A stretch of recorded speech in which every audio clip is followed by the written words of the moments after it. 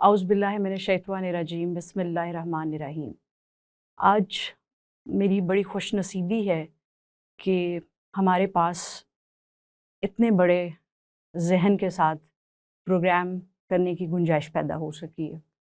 جاوید احمد غامدی صاحب کا تعارف اس لیے نہیں کروایا جائے گا کیونکہ کچھ لوگ تعارف سے اوپر اٹھ جاتے ہیں، تو میں صرف اپنے آپ کو اس قابل نہیں سمجھتی کہ میں ان کا تعارف کراؤں۔ ان کا جو گفتگو کا سلسلہ ہے وہی ڈائریکٹ شروع کریں گے تاکہ جو وقت میسر ہے اس میں ان کا موقف، ان کی آراء، ان کی جو رائے ہے مختلف سوالات پر، خاص کر جینڈر کے متعلق، اس کے اوپر گفتگو ہو سکے۔ غامدی صاحب السلام علیکم۔ وعلیکم السلام۔ غامدی صاحب آپ کا بہت شکریہ کہ آپ نے ایک طالب علم کے کچھ سوال سننے اور ان کے اوپر گفتگو کرنے کا وقت دیا۔ میں آپ کی بہت شکر گزار ہوں۔ میں خود بھی طالب علم ہوں۔ جی، یہ اچھا تو ہے، آپ خوب کثر گزرے گی نفسی جو سے مل کام لے بیٹھیں رہے گے ہیں۔ دیوانے دو۔ جی، غامدی صاحب مجھے یہ بتائیے کہ اسلامک فیمنزم، اس کے بارے میں بہت سارے لوگوں کا خیال ہے کہ یہ دونوں اپوزٹ ٹرمز ہیں، ان کی آپس میں کوئی کمپیٹیبلٹی نہیں ہے، تو آپ کا اس کے بارے میں کیا موقف ہے کہ کیا کوئی مسابقت ان کے درمیان ہو سکتی ہے، کوئی گنجائش بنتی ہے ان دونوں ٹرمز کے اکٹھے ہونے میں؟ اسلام کیا ہے وہ بالکل متعین ہے۔ اسلام کے ماخذ کیا ہے، کہاں سے لیا جاتا ہے، وہ بھی طے ہے۔ اسلام میں کیا چیزیں ماننے کی ہیں، کیا چیزیں کرنے کی ہیں، ان کو بھی کسی ایک نشست میں اگر ضرورت ہو تو آسانی کے ساتھ بیان کیا جا سکتا ہے۔ تو اسلام کا تعارف، یا سادہ لفظوں میں کہیے اس کی اگر تعریف پیش نظر ہو تو وہ اپنے اندر کوئی ادنیٰ ابہام نہیں رکھتی۔ میں اس کو چند لفظوں میں بیان کر سکتا ہوں۔ اس وجہ سے کوئی چیز اسلامک کب ہوتی ہے، یہ بجائے خود باعث نزاع ہے۔ یعنی اسلامی جمہوریت مثال کے طور پر، اسلامی سوشلزم مثال کے طور پر، اسلامی تصوف، اسی طرح اسلامی فیمنزم، ایسی کوئی چیز دنیا میں پائی نہیں جاتی۔ اسلام پایا جاتا ہے، اسلام طے ہے، اسلام متعین ہے۔ یہ جتنی چیزیں ہیں وہ سیکولرزم ہے، وہ فیمنزم ہے، وہ سوشلزم ہے، وہ کمیونزم ہے، اسی طرح سے بہت سے عمرانی نظریات ہیں، بہت سی سماجی آراء ہیں۔ وہ جتنی چیزیں بھی ہیں ان کو اس لحاظ سے دیکھا جاتا ہے کہ اس میں جو بات کہی جا رہی ہے کیا کوئی چیز اسلام کے خلاف ہے۔ اس زاویے سے ہر چیز کا ہم جائزہ لیتے ہیں۔ یعنی جب اسلام کو میں نے مذہب کی حیثیت سے قبول کر لیا، اللہ کی ہدایت کی حیثیت سے قبول کر لیا، تو میں جس طریقے سے اپنے انفرادی معاملات کو دیکھتا ہوں کہ اس میں کوئی چیز اسلام کی تعلیمات کے خلاف تو نہیں ہے۔ میں کوئی چیز مان رہا ہوں تو کیا اسلام اس کو ممنوع قرار دیتا ہے؟ میں کوئی چیز کر رہا ہوں تو کیا اسلام نے اس سے روکا ہے؟ ظاہر ہے کہ اس پہلو سے مجھے ہر چیز کو دیکھنا ہوتا ہے۔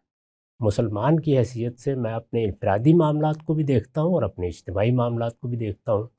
اجتماعی معاملات میں یہ سارے ازم پیدا ہوتے رہتے ہیں، مرتے رہتے ہیں۔ تو اس وجہ سے اسلام کا لاحقہ لگا کر یا سابقہ لگا کر ایسی کوئی چیز بنائی نہیں جا سکتی۔ اسلام اپنی ساخت میں، اپنی نوعیت میں، اپنی اصل میں بالکل پیور ہے۔ وہ اپنی خالص دعوت کے ساتھ موجود ہے۔ وہ دنیا میں واحد نقطہ نظر ہے جس کی کتاب لفظوں میں محفوظ کر دی گئی ہے۔ اس لیے کسی چیز کے بارے میں بھی یہ خیال کرنا کہ ہم اسلامی کا لاحقہ سابقہ اس کے ساتھ لگائیں گے اور پھر اس کے بعد اس کو ایک نئی چیز بنا دیں گے، تو یہاں تو لوگوں نے خیر یہ ستم ظریفی بھی کی ہے کہ وہ اپنے دکان پر لکھتے ہیں اسلامی شہد، تو ایسی کوئی چیز نہیں پائی جاتی۔ اسلام ہے اور وہ اپنی خالص صورت میں ہے، رہے گا۔ اور میں تو داعی ہوں اس بات کا کہ اس کے ساتھ نہ کبھی میں نے علم کلام کا پیوند قبول کیا ہے، نہ تصوف کا پیوند قبول کیا ہے، نہ جمہوریت کا پیوند قبول کیا ہے۔ اس کے ساتھ کوئی پیوند لگایا ہی نہیں جا سکتا۔ وہ اپنی اصل میں، اپنے وجود میں، اپنے مقصد میں، اپنی حقیقت میں بالکل منفرد چیز ہے۔ اس کو خالص رہنا چاہیے، اس کو خالص سمجھنا چاہیے۔ دنیا میں جتنی چیزیں ہیں ساری کی ساری چیزیں کوئی کفر نہیں ہوتی، شرک نہیں ہوتی، یہ کوئی حرمت کے درجے کی چیزیں نہیں ہوتی. ان میں ہر موقع پہ فیصلہ کرنا پڑتا ہے. یہ چائے کا کپ میرے سامنے رکھا گیا ہے، اس کے بارے میں بھی مجھے یہ سوچنا ہوتا ہے کہ کیا اسلامی نقطہ نظر سے میں اس کو پی سکتا ہوں. تو یہ فیصلہ تو میں اپنے تمام انفرادی اعمال میں بھی کر رہا ہوں، اجتماعی اعمال میں بھی کر رہا ہوں. تو اس لحاظ سے اگر فیمنزم میں کوئی چیز ہے، کمیونزم میں کوئی چیز ہے، فاشزم میں کوئی چیز ہے، تو آپ اس کو الگ کر کے متعین کر کے پوچھیے کہ کیا اسلام میں اس چیز کو اپنائے رکھنے کی گنجائش ہے. یہ سوال ہوگا. بالکل ٹھیک. غمدی صاحب، جو آپ نے بات کی کہ خالصتاً آپ اس کو سامنے رکھتے ہیں اور اس میں کسی قسم کا پیون لگانے کے قائل نہیں ہیں، تو جو اسلامک فیمنسٹ ہیں انہوں نے اپنی جو انٹرپریٹیشن ہے قرآن کی اس کو کیا، اور اس کے نتیجے میں وہ اس کنکلوژن پر آئیں ابھی تک کہ روایتی طور پر جو انٹرپریٹیشن ہوئی جس کے سارے مفسرین آدمی تھے، کوئی عورت اس میں شامل نہیں تھی، تو اس وجہ سے جو انٹرپریٹیشن ہے اس کی اندر پیٹریارکل ٹینڈنسیز ہیں، وہ ایک مساجنسٹ ٹریڈیشن پیدا کر رہی ہیں. تو جب وہ اس موقف پہ آتی ہیں تو کہتی ہیں کہ ہم ایک فیمنسٹ پرسپیکٹو سے جو روایت کے اندر عورت کو بیان کیا گیا ہے آدمی کے لینس سے، اس کو انکلوڈ کرنا چاہتی ہیں، اور پھر وہ جو معنی لے کر آتی ہیں ان کا یہ خیال ہے کہ وہ اللہ اور نبی کے جو معنی ہیں دین کے بارے میں اور جو ان کی انڈرسٹینڈنگ ملتی ہے اس سے، وہ خدا کی منشا اور نبی صلی اللہ علیہ وسلم کا جو کانسیپٹ آف ریلیجن ہے اس کے وہ قریب تر یا اس کو پریزنٹ کرتے ہیں. تو پھر آپ اس موقف کے اوپر کیسے دیکھتے ہیں ان کی اس ری ریڈنگ، ری تھنکنگ، ری رائٹنگ، ری انٹرپریٹیشن کو؟ تو وہ تمام چیزوں کو ایک فیمنسٹ لینس سے ری انٹرپریٹ کر رہی ہیں اور اس کے مختلف نتائج پیدا کیے ہیں. اس میں جو الفاظ آپ نے بولے، ری انٹرپریٹ کرنا، ری تھنک کرنا، ری کنسٹرکٹ کرنا، ریویو کرنا، میں اس کا اس وقت زمین پر سب سے بڑا دائی. سب سے بڑھ کر میں نے لوگوں کو اس جانب توجہ دلائی ہے کہ اللہ کی کتاب ہمارے پاس موجود ہے، اس کو سمجھنے کا عمل انسان کرتے ہیں، اور انسانوں کے کچھ تعصبات لازماً ہوتے ہیں، ہر دور میں ہوتے ہیں. یہ جو آپ نے ایک زاویہ نظر بتایا کہ وہ خواتین جو فیمنسٹ نقطہ نظر رکھتی ہیں، یہ اصل میں ایک زاویہ نظر ہے نا. جی بالکل. اس کو میں سادہ زبان میں بیان کروں تو یہ بھی ایک تعصب ہے. اسی طرح اگر مردانہ لحاظ سے چیزوں کو دیکھا جائے گا تو وہاں بھی کچھ تعصبات ہوں گے. قوموں کو بھی تعصبات ہوتے ہیں، روایت سے بھی تعصبات بنتے ہیں. تو بنیادی بات کیا ہے، اگر آپ ہمارے ادارے کا تعارف بھی دیکھیں تو اس میں ایک لفظ ہر جگہ دہرایا جا رہا ہوتا ہے. ہم دین کو ہر طرح کے تعصبات سے بالا تر ہو کر سمجھنا اور سمجھانا چاہتے ہیں. جیسے میں نے پہلے عرض کیا کہ ہمارے ہاں بڑی بحث یہ ہے کہ دین کو اس کی خالص صورت میں رہنا چاہیے. ظاہر ہے کہ کسی بھی تعصب کو اگر ہم ملحوظ رکھیں گے تو یہ چیز خود ہمارے نقطہ نظر کے خلاف ہوگی. لہٰذا ہم اس کا خیر مقدم کریں گے کہ کوئی شخص، وہ مرد ہے یا عورت، وہ کسی تعصب کی نشاندہی کرے. یہ سادہ لفظوں میں ایک تعصب کی نشاندہی ہے. ایک لمبے عرصے تک مرد اس کو سمجھتے رہے. مردوں کے کچھ تعصبات ہوتے ہیں، عورتوں کے بھی کچھ تعصبات ہوتے ہیں. اسی طریقے سے قوموں کے بھی کچھ تعصبات ہوتے ہیں. مثلا میں یہ جانتا ہوں کہ ہندوستان کی ایک خاص فضا ہے، اس میں بعض تعصبات روایت کا حصہ بنے ہوئے ہیں. چنانچہ یہاں اگر کوئی قرآن کا مفسر پیدا ہوگا تو کچھ چیزیں ہیں جو اس کے لیے زنجیر پا بن جاتی ہیں، اور وہ بعض اوقات ان تعصبات سے اوپر نہیں اٹھ سکتا. ایسے ہی عالم عرب کے بھی کچھ تعصبات ہیں. تو تعصبات ہر جگہ موجود ہیں، یعنی وہ مردانہ بھی ہو سکتے ہیں، وہ زنانہ بھی ہو سکتے ہیں، وہ نظریاتی بھی ہو سکتے ہیں، وہ سماجی بھی ہو سکتے ہیں، وہ عمرانی بھی ہو سکتے ہیں. تعصبات سے بالا تر ہو کے دین کو سمجھنا، میں اس کا خیر مقدم کروں گا، لیکن اس کو اس تقسیم میں کبھی نہیں لاؤں. میں تو یہ کہوں گا کہ یہ قرآن ہے، اس کو سمجھنے کے کچھ مسلمات ہیں، یعنی ایک میتھڈالوجی یا طریقہ ہے جو طے شدہ ہے. اس طریقے پر پہلے بات کریں گے. وہ طریقہ ہر طرح کے تعصبات سے الگ ہو کے اپنا کام کرتا ہے. ہر طرح کے تعصبات، یعنی مردانہ ہو یا زنانہ. تو جو میرے سامنے ری تھنکنگ آئے گی، ریویو آئے گا، ریکنسٹرکشن آئے گی، وہ کسی بڑے سے بڑے شخص کی ہو یا کسی عام آدمی کی، میں اس کو اسی معیار پر دیکھوں گا. میرے لیے یہ کوئی اہمیت چیز نہیں رکھتی کہ فلاں چیز مردانہ نگاہ سے دیکھی گئی ہے یا زنانہ نگاہ سے دیکھی گئی ہے. وہ جو کسی کلام کو سمجھنے کا طریقہ ہے، جو میتھڈالوجی ہے، اس کے معیار پر پوری اترتی ہے تو سر تسلیم کم، نہیں پوری اترتی تو مردانہ ہو یا زنانہ، مجھے اس کے ساتھ کوئی دلچسپی نہیں ہے. بالکل ٹھیک. غامدی صاحب، آپ نے بھی بات کی طے شدہ طریقہ دیکھنے کا. آپ کی اس طے شدہ طریقے سے کیا مراد ہے؟ وہ جو کسی بھی دنیا کے اندر جب کوئی کلام وجود میں آتا ہے، کوئی تحریر وجود میں آتی ہے، کوئی گفتگو وجود میں آتی ہے، تو اس کو سمجھنے کے لیے وہ طریقے جن پر کبھی کوئی اختلاف نہیں ہوا. ہم جب کسی خیال کو بیان کرتے ہیں تو الفاظ کا جامع پہنتا ہے، تقریر میں بھی اور تحریر میں بھی. جس وقت لفظ بولا جاتا ہے تو اس کے معنی لوگوں کے درمیان ایک مشترک اساس بنتے ہیں. میں اس وقت آپ سے گفتگو کر رہا ہوں تو یہ اس اعتماد کے ساتھ کر رہا ہوں کہ جو الفاظ میں بول رہا ہوں وہ آپ تک پہنچ رہے ہیں. یعنی معنی کے لیے جو میں نے لفظ کا قالب اختیار کیا ہے، آپ بھی اس قالب سے واقف ہیں.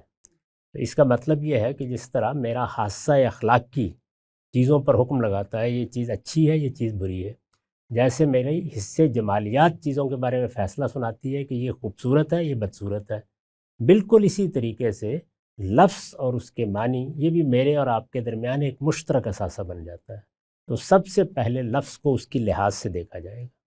اس سے کوئی تعلق نہیں ہے کہ کسی زبان کے بولنے والوں میں عورتیں ہیں، مرد ہیں. یعنی اگر عورتوں نے کوئی لفظ بولا ہے تو اس لحاظ سے تو اہم ہے کہ عورت نے لفظ بولا ہے تو وہ ہو سکتا ہے اپنی کوئی خاص زبان، اپنا کوئی خاص محاورہ، اپنا کوئی روزمرہ رکھتی ہو. تو اس لحاظ سے میرے اور آپ کے درمیان پہلے لفظ کو مشترک ہونا چاہیے اپنے معنی کے لحاظ سے. اس کے بغیر گفتگو ہی نہیں ہو سکتی. یعنی اس وقت بھی جتنے الفاظ ہم دونوں بول رہے ہیں وہ مشترک ہیں تو ہم بول رہے ہیں، اور اگر اس میں کسی وقت مشکل پیش آ جائے گی تو مجھے بھی آپ سے درخواست کرنی پڑے گی کہ میں اس کے معنی نہیں جانتا، اور ہو سکتا ہے آپ کو بھی کسی موقع پر مجھ سے یہ کہنا پڑے. تو پہلی چیز یہ ہے کہ لفظ، جس کو عام طور پر اصطلاح میں کہتے ہیں مفردات، یہ معنی کے لحاظ سے کیسے متعین ہوتے ہیں. یہ عالمگیر اصول ہے، ہر زبان میں ایسے ہی ہے. جو آدمی بھی کسی زبان کا لغت مرتب کرنے کے لیے بیٹھے گا، وہ اردو کا کر رہا ہو، انگریزی زبان کا کر رہا ہو، فارسی کا کر رہا ہو، عربی زبان کا کر رہا ہو، ایک ہی طریقے سے وہ لفظ کے معنی متعین کرے گا، اور متعین کر کے وہ وہاں اس کو ایک فہرست کی صورت میں بیان کر دے گا. یہ پہلا مرحلہ ہے. دوسری چیز ہے جملے کی تعریف، یعنی لفظوں سے یا مفرد الفاظ سے جملہ بنتا ہے. جملہ اپنی تعریف کے نتیجے میں معنی کا انتخاب کرتا ہے. یعنی ایک لفظ 10 معنی میں استعمال ہوتا ہے، اس کے بعد جملہ اس میں سے کچھ چیزوں کو الگ کرنا شروع کرتا ہے. بعض اوقات ایک تک لے آتا ہے اور بعض اوقات نہیں لاتا. تو اگر ایک تک لے آیا ہے تو بات ختم ہو گئی، اور اگر ایک تک نہیں لا سکا، ابھی بھی محتمل الوجوہ ہے، مختلف وجوہ کا، مختلف پہلوؤں کا، مختلف معنی کا احتمال باقی ہے، امکان موجود ہے، تو ہم سیاق میں جاتے ہیں، کانٹیکسٹ میں جاتے ہیں، پھر اس کو دیکھتے ہیں کہ اس میں کیا چیز ہے. جس وقت ان تینوں مراحل سے ہم گزر جاتے ہیں تو انگریزی میں ہو یا اردو میں یا عربی میں، کسی بھی زبان میں پھر ایک اور چیز پیدا ہوتی ہے، اور وہ انسان نے اپنی زبان کے ساتھ ہر جگہ وابستہ کی ہے. جس وقت وہ لفظ سے جملہ، جملے سے سیاق و سباق پیدا کر لیتا ہے تو کچھ چیزیں لفظوں میں بیان ہو جاتی ہیں، اور کچھ چیزیں وہ ہیں جو لفظوں کے اندر چھپی ہوئی ہوتی ہیں، یعنی اس پوری کنسٹرکشن کے اندر موجود ہوتی ہیں. ان کو کہتے ہیں لسانی مضمرات. اور چونکہ جو خطاب کیا جا رہا ہے وہ ایک عاقل انسان سے کیا جا رہا ہے، تو کچھ چیزیں عقلی لحاظ سے بولنے والا اس کے فہم پر چھوڑ دیتا ہے، لفظوں میں بیان نہیں کرتا. تو اس کو ہم تعبیر کرتے ہیں اس طرح کہ ہر کلام جب وجود میں آتا ہے تو اس میں کچھ لسانی مضمرات ہوتے ہیں، یعنی لسانی لحاظ سے چھپی ہوئی چیزیں، اور کچھ عقلی مضمرات ہوتے ہیں، ان کو پھر کھول کر بیان کیا جاتا ہے. یہ پروسیس یا میتھڈالوجی ہے، اس کو استعمال کیا جائے گا. اس کا کوئی تعلق نہ مردوں سے ہے، نہ عورتوں سے ہے، نہ کسی خاص زبان سے ہے، نہ کسی خاص کلام سے ہے، نہ خاص قرآن سے ہے. یہ شیکسپیئر کو پڑھتے ہوئے بھی ایسے استعمال ہوگی، یا غالب کو پڑھتے ہوئے بھی ایسے استعمال ہوگی، یہ میں جب کوئی تاریخ یا جغرافی کی کتاب پڑھتا ہوں اس وقت بھی ایسے ہی استعمال ہوگی. اس کو استعمال کر کے کوئی عورت ری انٹرپریٹ کر دے یا مرد کر دے، خیر مقدم کیا جائے گا. لیکن یہ کہ اگر وہ اپنا کوئی تعصب اس میں داخل کرے گی یا کرے گا تو وہ تعصب ہی ہوگا، وہ مردانہ ہو کر بھی جائز نہیں ہے، وہ زنانہ ہو کر بھی جائز. جی غامدی صاحب، آپ نے جو اپنی نظم القرآن سے قرآن مجید کی انٹرپریٹیشن کی، اس سے کچھ آپ کے جو نتائج ہیں وہ اسلامک فیمنسٹ نے اپنا جب ری انٹرپریٹ کیا اس کو فیور ملی ہے. مثلا ویل کا معاملہ، تو آپ نے جب ویل کے معاملے پہ اتنی ڈیٹیل گفتگو کی اور مختلف فورمز پہ بھی کی تو وہ ان کو فیور کرتی ہے. یعنی اس کے باوجود کہ میں مرد تھا. جی اس کے باوجود، کیونکہ جیسے آپ نے ابھی کہا کہ اگر آپ تعصب، اس کی ضرورت نہیں پڑی مجھے کہ پہلے میں اپنی جنس تبدیل کروں، جی اس کے بعد عورتوں کے لیے کوئی اچھی چیز وجود میں آئے گی. جی بالکل مرد ہوتے ہوئے صحیح. یہ تو آپ کی بیان فرما رہی ہیں نا جی یہ بات. میں بالکل آپ اس کا مطلب یہ ہے کہ اصل چیز یہ ہے ہی نہیں، جی نہ مردانہ نہ زنانہ. جی اصل چیز یہ ہے کہ یہ جو میتھڈالوجی ہے کہ آپ نے اس کو صحیح استعمال کی. جی بالکل. تو میں اس بات کو مانتی ہوں کہ آپ نے جو تفسیر کے ذریعے ہمارے سامنے نتائج رکھے، میں پرٹیکولرلی عورت کے حوالے سے بات کر رہی ہوں، تو اسلامک فیمنسٹ کی ری انٹرپریٹیشن کے بعد بھی وہی سامنے آئے. تو یہ بتائیے کہ جب ان کے ویل ہے، آدھی گواہی ہے، قوام ہے، نشوز ہے اس کی، اور اس کو آدمی کو اس پہ جو برتری دینے کے حوالے سے ہے، اور پھر کچھ اور اس طرح کی چیزیں جیسے وہ اکیلے ٹریول کر سکتی ہے کہ نہیں، تو ان کے اور آپ کے نتائج ایک نکل رہے ہیں، لیکن وہ اس کو کہہ رہی ہیں اسلامک فیمنزم، آپ اس کی ایک تفسیر جو ری انٹرپریٹ آپ نے کیا کر رہے ہیں. تو کیا اب آپ اس پوزیشن پہ جہاں نتائج آپ کے ان کی فیور میں ہیں اور ملتے جلتے ہیں، اور کہیں تو بالکل ایک جیسے ہیں، تو آپ پھر ان کے اس کو، اگر اسلامک فیمنزم کو جیسے آپ نے شروع میں کہا کہ آپ کسی ازم کو نہیں مانتے، تو آپ پھر اس کے اوپر کیا کہیں گے میرے اور ان کہ کے ٹائٹل نتائج میں ڈیفرنٹ ہے لیکن جو آگے ریزلٹس نکلے ویمن پرسپیکٹیو سے ان کے اور آپ کے، وہ ایک کامنالٹی پیدا کریں، اس کی پھر وجہ کیا ہے؟ میں وہی عرض کر رہا تھا کہ میرے اور ان کے نتائج میں ہرگز کوئی اتفاق نہیں، ادنا درجے کا بھی نہیں. اس لیے کہ میری میتھڈالوجی اور ہے، ان کی میتھڈالوجی اور ہے. تو اس وجہ سے ان کے نتائج نکالنے کا عمل میں ایکسیپٹ کرنے کے لیے تیار ہی نہیں. انہوں نے اس اصول کو، اس قاعدے کو، اس طریقے سے کلام کو دیکھنے سے انکار کیا ہے اور نتائج نکال لیے. میرے سامنے تو یہ چیز ہے ہی نہیں کہ مجھے نتیجہ کیا نکالنا ہے. میں تو جو آپ کے سامنے میں نے پوری وضاحت کی ہے، ہر طرح کے تعصبات سے آنکھیں بند کر لوں گا. مجھے نہیں معلوم کہ عورتوں کو چیز اچھی لگتی ہے، مجھے نہیں معلوم مردوں کو اچھی لگتی ہے، میں اس طریقے سے اس پر غور کروں گا. تو اس وجہ سے وہ نتیجہ نکل آیا، وہ نتیجہ ان کے لیے بھی پسندیدہ ہے، لیکن میں اس کو اتفاق نہیں سمجھتا. میرے نزدیک اتفاق اس وقت ہوتا ہے جب آپ کسی کلام کو انٹرپریٹ کرنے کے طریقے میں اتفاق کر رہے ہوتے. آپ ان کے طریقے سے متفق نہیں ہیں؟ وہ طریقہ ہی نہیں. طریقے سے متفق ہونے کا عمل اس وقت شروع ہوتا ہے جب کوئی طریقہ ہو. وہ کوئی طریقہ ہی نہیں ہے. یہ مجھ سے آپ نے سوال کیا تو میں نے آپ کو پورا طریقہ بتایا ہے. یہ طریقہ ہے، یعنی ایسے دنیا میں زبان کام کرتی ہے، اور یہ جو کچھ میں نے عرض کیا ہے یہ دنیا کی ہر زبان کے لیے ایسے ہی ہے. تو پہلے تو یہ معلوم ہونا چاہیے کہ آپ نے طریقہ کیا اختیار کیا. وہ طریقہ اگر صحیح ہوگا تو میں اس کا خیر مقدم کروں گا، اگر طریقہ غلط ہے تو مجھے نتیجے سے کوئی دلچسپی نہیں. تو آپ ان کے طریقے سے متفق نہیں ہیں؟ میں تو عرض کروں طریقہ ہی نہیں ہے کوئی. نہیں، ان کا طریقہ، انہوں نے میتھڈالوجی دی ہے ہرمیونیٹکس کی.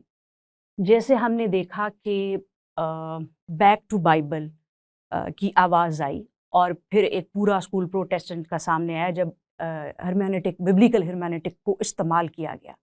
ہم نے یہ دیکھا کہ ابھی جب ماڈرن ٹائم کے اندر بیک ٹو قرآن کی بات ہوئی تو پھر ہرمیونیٹکس کو ہی قرآن کی انٹرپریٹیشن پہ استعمال کیا گیا، اور اسلامک فیمنسٹ جو ہیں انہوں نے ہرمیونیٹکس کی میتھڈالوجی کو استعمال کر کر ہی ری انٹرپریٹیشن کی ہے. تو ان کے ہاں میتھڈالوجی تو موجود ہے، تو پھر ہم کس بنیاد پر کہہ سکتے ہیں کہ ان کی میری میتھڈالوجی بات نہیں آپ ہے؟ کی سمجھ میں آ جائے گی. آپ ان کی ہرمیونیٹکس میں سے کوئی ایک چیز اٹھائیے اور بتائیے وہ کیا ہے. میں پھر آپ کو بتاؤں گا کہ سرے سے کوئی چیز ہی نہیں. جی مثال کے طور پر انہوں نے اگر ویمن پرسپیکٹو سے وہ دیکھ رہی ہیں ویل کے معاملے کو ہی، تو وہاں وہ یہ دو باتیں کرتی ہیں. ایک یہ کہ یہ جب آیت اتری تو وہ ایک خاص موقع تھا جب نبی صلی اللہ علیہ وسلم کی حضرت زینب کے ساتھ شادی ہوئی، اور مہمان یہ ان کو کیسے معلوم ہوا؟ انہوں نے تو پھر پوری روایت اور قرآن کو روایت کہاں ہے؟ نہیں، انہوں نے قرآن کو دیکھا اور اس کے بعد اس قرآنی موقع کی روایت میں جو انٹرپریٹیشنز آئی پہلے ہیں. قرآن کو دیکھنے کی کا طریقہ بتائیے نا مجھے، کیا اختیار کیا انہوں نے؟ یعنی جی کیا وہ اسی طریقے انہوں سے نے اسی طریقے سے ان کا بھی جو طریقہ میں نے بیان کیا ہے وہ اسی طریقے سے دیکھ رہی ہیں. ایسا نہیں. آپ ان کی کوئی چیز لیں اور جو استدلال انہوں نے بیان کیا ہے اس کو میرے سامنے رکھیں، جی آپ پر یہ بالکل واضح ہو جائے گا کہ یہ طریقہ نہیں اختیار کیا. جی کیونکہ انہوں نے اس کے 4 سٹیپس وہی بتائے ہیں انٹرپریٹیشن کے جن کی آپ بات کر رہے ہیں، کہ وہ بھی اس کانٹیکسٹ کو لیتی ہیں جس میں وہ اترا، اس سوشو کلچرل وہ تو کنڈیشنز کو پہلے بھی جملے لیتی ہی سے واضح ہوگا کہ نہیں لیتی، اس لیے کہ انہوں نے روایت کی طرف جا کے پہلے یہ طے کیا کہ یہ آیت کس ماحول میں اتری ہے. یہ تو قرآن نے بتانا تھا نا. کانٹیکسٹ کلام میں ہوتا ہے، باہر نہیں ہوتا وہ. جی اس میں یعنی یہ بالکل تو میں باہر سے ایک کانٹیکسٹ لاؤں گا اور میں ایک اور قصہ سناؤں گا تو میں آیت کو کسی اور طرف لے جاؤں. جی وہ تو ایک موجود کانٹیکسٹ جو ہے وہ اس کو دیکھ رہی ہیں.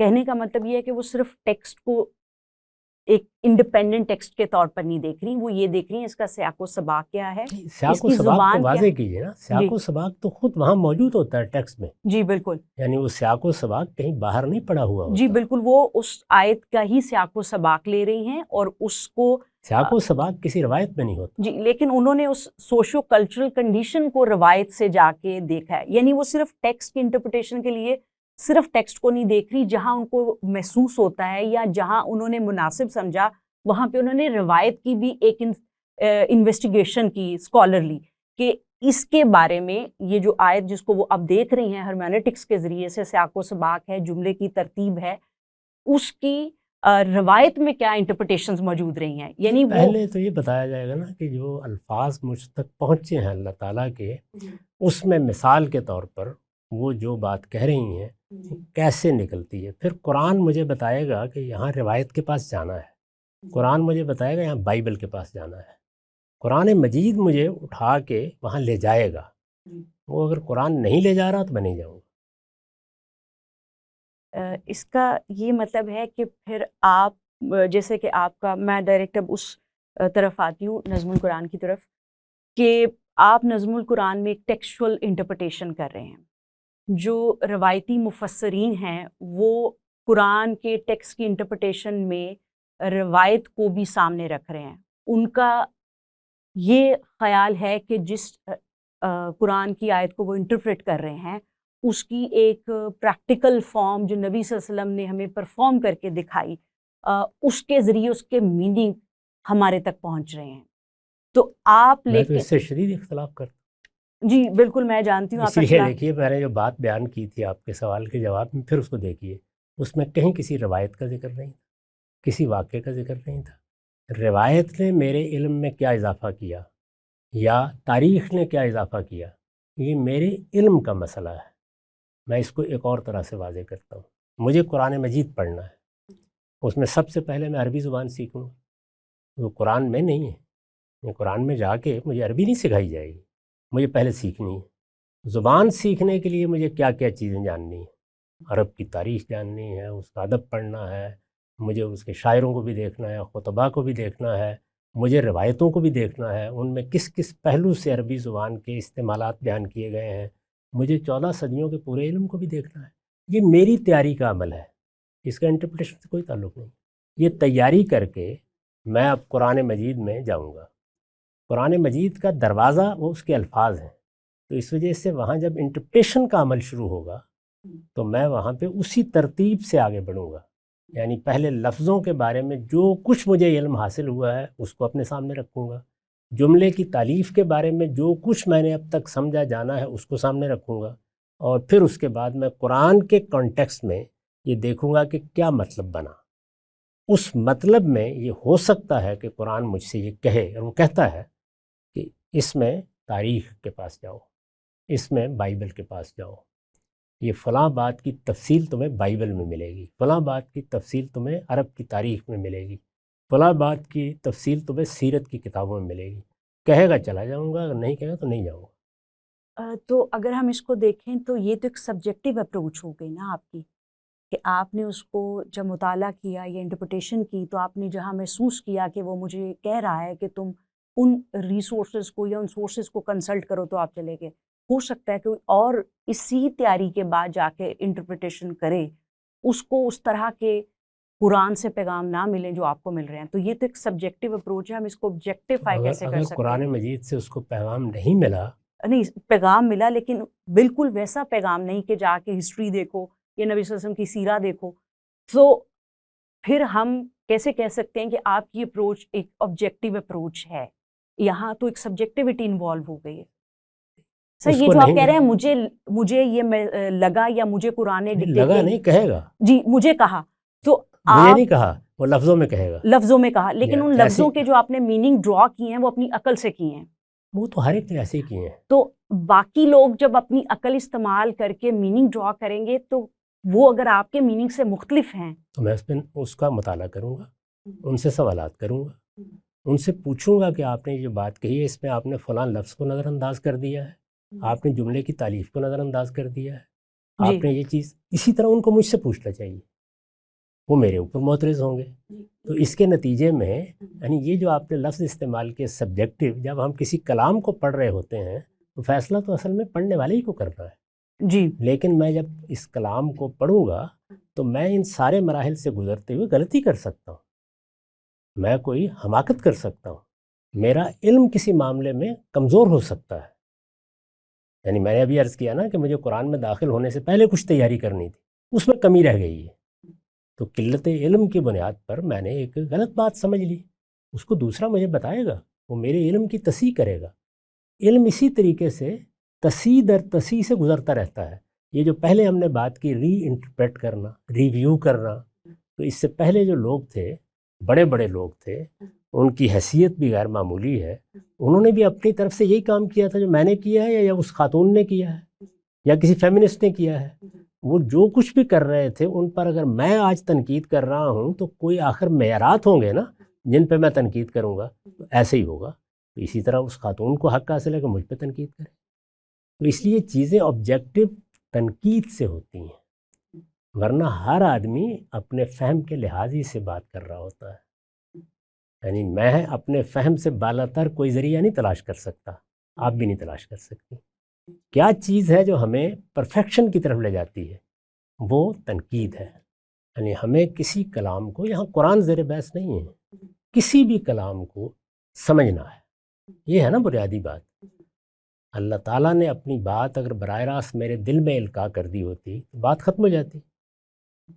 وہ مجھے قرآن مجید کی صورت میں ملی ہے اور قرآن الفاظ کا پیرہن پہنے ہوئے ہے.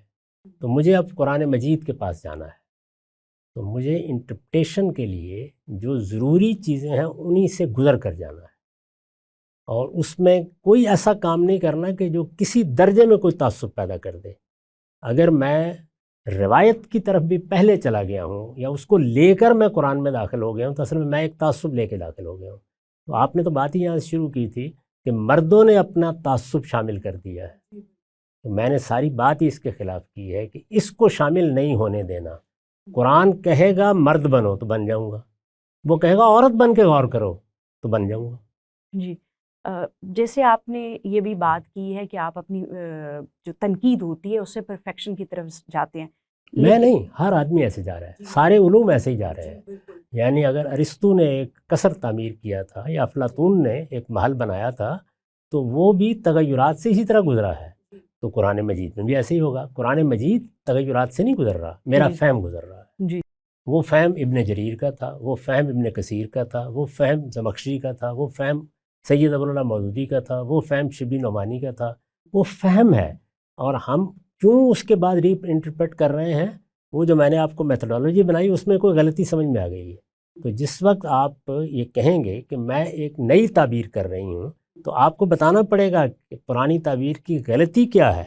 جی یہی چیز اصل میں اس نتیجے کو آبجیکٹیو بناتی چلی جاتی. جی اور فیمنسٹ نے بھی ری انٹرپریٹیشن میں وہ چیزیں ہائی لائٹ کی ہیں جو ان کو لگا کہ نہیں ہوئی. جیسے آپ نے بھی بات کی کہ اور سب لوگوں کا یہ خیال ہے کہ تنقید جو ہے ایک پرفیکشن کی طرف لے کے جاتی ہے، لیکن جو آپ کی میتھڈالوجی ہے جس کے بعد آپ جو میننگ نکالتے ہیں ری انٹرپریٹیشن سے، آپ نے ان کو فکس کر دیا ہے. آپ فکسٹی آف میننگ کر رہے ہیں، اور اگر فکسٹی آف میننگ ہو جائے تو اس کے اوپر تنقید کیسے ہوگی؟ ہر آدمی کر رہا ہے، یعنی اس کے لیے لفظ موضوع نہیں ہے. میں یہ بیان کر رہا ہوں کہ میرا فہم یہ ہے، اور میرا فہم متردد نہیں ہے. جس کو آپ فکس کے لفظ سے ادا کر رہی ہیں تو مطلب کہ مجھے کوئی تردد نہیں ہے، میں اپنی طرف سے مطمئن ہوں، لہذا یہ مطلب ہے اس کا. تو میرا مخاطب بھی یہی کہہ رہا ہے. وہ جو فیمنزم کے نقطہ نظر سے تعبیر کر رہے ہیں وہ بھی یہی کہہ رہے ہیں کہ ہم نے سمجھا ہے، یہ ہمارے دلائل ہیں، اور ہمارے نزدیک یہی بات صحیح ہے. تو یہی بات صحیح ہے، یہ میں اس وقت تک کہوں گا جب تک آپ اسی میتھڈالوجی میں کسی مرحلے پر تنقید کر کے مجھے نہیں بتا دیں گی یہاں تم نے غلطی کی ہے. تو اگر میں یہ کہوں کہ میرے فہم میں غلطی کا امکان ختم ہو گیا ہے تو پھر آپ میرے بارے میں وہ بات کہہ سکتی ہیں. میں تو ہر وقت اس کے لیے منتظر بیٹھا ہوا ہوں کہ آپ مجھے بتاؤں کہ میرے فہم میں کیا غلطی ہے. جی، لیکن آپ جو میتھڈالوجی لے کر آئے ہیں جو کہ فراہی اسکول آف تھاٹ کی ہے، اس کے اندر آپ کہہ رہے ہیں کہ جو قرآن کو انٹرپریٹ کرنے کا، پڑھنے کا نظم القرآن کا طریقہ ہے، اگر آپ اس کو اڈاپٹ کرتے ہیں، اس کو فالو کرتے ہیں تو وہی معنی نکلیں گے جو آپ نے معنی نکالے. دنیا بھر میں سو نظم قرآن کیا ہے؟ وہی جس کو آپ کانٹیکسٹ کہتے ہیں. جی، سو کہنے کا مطلب یہ ہے کہ اگر آپ یہ سمجھتے ہیں کہ اس طریقے کو فالو کر کے وہی معنی نکلیں گے تو اس کا مطلب ہے اس کے اندر آپ نے تعصبات کچھ بھی نہیں ہے جس کی بنیاد پر یہ ہو سکتا ہے کہ اس تعصب کے شامل ہونے سے معنی یہ ہو گئے ہوں. لیکن فیمنسٹ تو یہ کہہ رہی ہیں کہ ہم واقف ہیں اس بات سے کہ ہم جو طریقہ کار استعمال کر کے ری انٹرپریٹیشن کر رہی ہیں اس میں تعصب ہو سکتا ہے، کیونکہ جب میں اس کو ری انٹرپریٹ کر رہی ہوں، جیسے ڈاکٹر آمنہ ودود ہیں، آسمہ برلاس ری تھنکنگ کی بات کر رہی ہیں، فاطمہ مرنسی ہیں، یہ لوگ کہتے ہیں کہ ہم اس بات سے واقف ہیں کہ تعصب ہو سکتا ہے کہ اگر وہاں انسان مرد نے کیا اور ہم یہاں اگر کر رہی ہیں، لیکن آپ کہہ رہے ہیں اس میں تعصب نہیں ہو سکتا. میں نے یہ کہا نہیں، میں نے تو یہ کہا ہر طرح کا تعصب ہو سکتا نہیں، لیکن آپ کے طریقے میں آپ نے کہا کہ آپ تعصبات سے اس کو فلٹر کر کے ایک، یعنی میں کوشش کرتا ہوں اور ہر ایک کو کرنی چاہیے. یعنی تعصب ہو سکتا ہے، میں نے اس کی نفی نہیں کی. یعنی آپ میں کی نے جو بلکہ آپ کو انٹرپریٹیشن بتایا کہ تعصبات صرف مردانہ نہیں ہوتے، قوموں کے ہوتے ہیں، جی علاقوں کے ہوتے ہیں، نظریات کے ہوتے ہیں، حالات کے ہوتے ہیں، وقت کے ہوتے ہیں، یہ سارے تعصبات ہوتے ہیں.